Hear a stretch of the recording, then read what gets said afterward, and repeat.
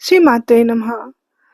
नवरात्रि के 9 दिनों में माता के 9 अलग-अलग स्वरूपों की पूजा की जाती है और उनके प्रत्येक अवतार अपने आप में विशेष एवं विलक्षण हैं। उनके विभिन्न स्वरूपों के अनुसार विशेष भोग प्रसाद अर्पित किया जाता है। प्रथम दिन माँ को देसी घी का प्रसाद अर्पित करना चाहिए।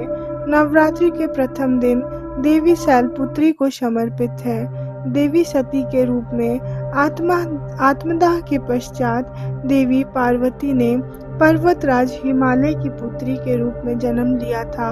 संस्कृत भाषा में शैल का शाब्दिक अर्थ पर्वत होता है, अतः पर्वतराज हिमालय की पुत्री होने के कारण देवी माँ के इस स्वरूप को शैलपुत्री कहा जाता है।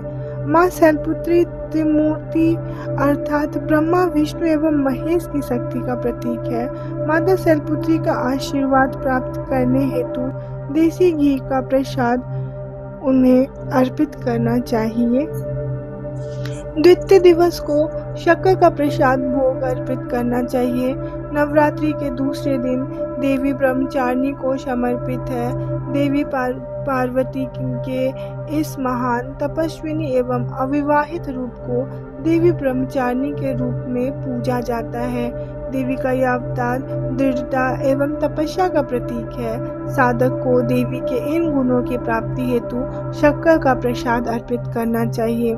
नवरात्रि के तीसरे दिन खीर का प्रसाद अर्पित करने का महत्व है। नवरात्रि का तीसरा दिन देवी चंद्रघंटा को समर्पित है।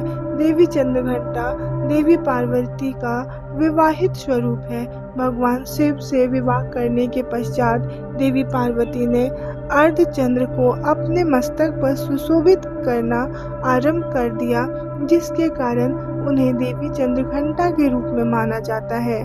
देवी चंद्रघंटा अपने भक्तों को साहस प्रदान करती है, उन्हें समस्त अवगुणों से दूर रखती है।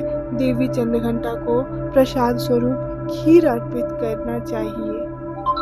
नवरात्रि के चौथे दिन में माता को मालपुआ का भोग अर्पित करने का विशेष महत्व है।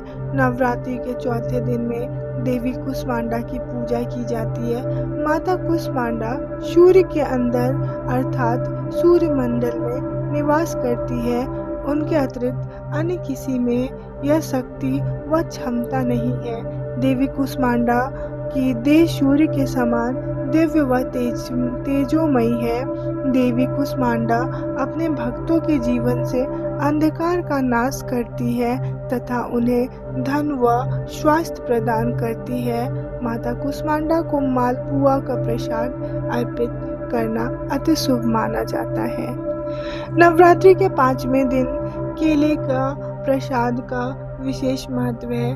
नवरात्रि के 5वें दिन देवी स्कंद माता की पूजा होती है। स्कंद माता की पूजा में नवरात्रि के 5वें दिवस पर की जाती है। देवी पार्वती के ज्येष्ठ पुत्र भगवान कार्तिकेय हैं, जिसके स्कंद देव के नाम से भी जाना जाता है। अतः भगवान स्कंद के जन्म के पश्चात माता पार्वती को देवी स्कंद माता रूप में जाना जाने लगा। देवी स्कंद माता अपने भक्तों को समृद्धि व शक्ति प्रदान करती है। नवरात्रि में देवी स्कंद माता को केले का भोग अवश्य अर्पित करें। नवरात्रि के 6ठे दिन माता को शहद का भोग का विशेष महत्व है। नवरात्रि के 6ठे दिन देवी कात्यायनी की पूजा की जाती है। महिषासुर दैत्य का अंत करने हेतु देवी पार्वती ने देवी कात्यायनी का रूप धारण किया था। यह देवी पार्वती का सर्वाधिक हिंसक रूप है।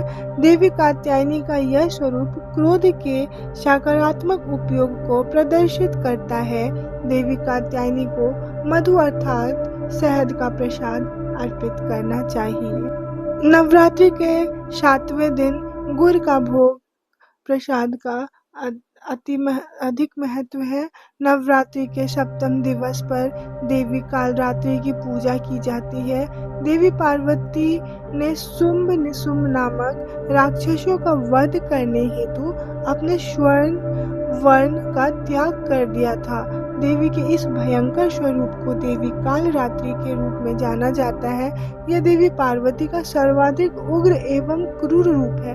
देवी कालरात्रि की देह से सज्जित होने वाली शक्तिशाली ऊर्जा को ग्रहण करने हेतु नवरात्रि में देवी कालरात्रि को गुड़ का प्रसाद अर्पित करें। नवरात्रि के 8वें दिन नारियल का प्रसाद का विशेष महत्व है। नवरात्रि के 8वें दिन देवी महागौरी की पूजा की जाती है।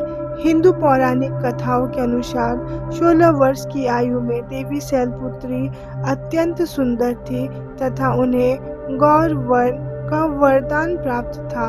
अपने अत्यंत गौर वर्ण के कारण उन्हें देवी महागौरी के नाम से जाने लगा। देवी महागौरी को प्रसाद स्वरूप नारियल अर्पित करने से मनुष्य पाप मुक्त होता है तथा विभिन्न प्रकार के भौतिक सुख को भी भोगता है।